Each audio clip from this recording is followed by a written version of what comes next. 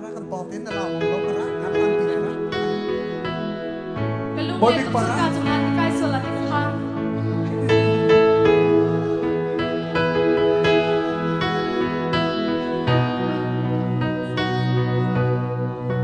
Lung kia chi bi wa ta dong lao, lung ting ten sim ta dong lao, kan shin se mong sin ta lakin, pai le no ke dong ma mo, sim han se ke gan dot na su, na run sang ka kai de ka, kan pai le lai san ko mo tiang, lung len to ar du la ga do.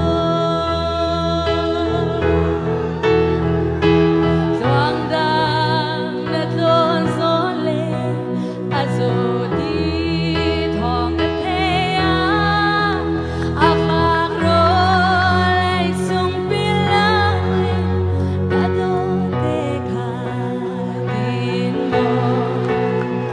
Si se ke gan dot na su, na run sa kai ka, kan pai le lai san ko mo tiang, lung len to ar du la ga do.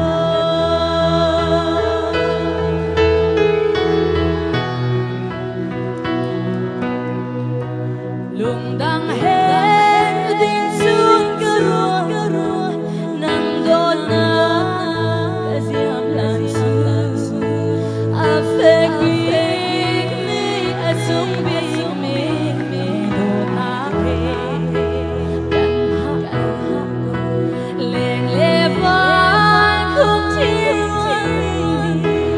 ba dang he ga pai man na se kai za ga dong na si lung len to ar du la ga do.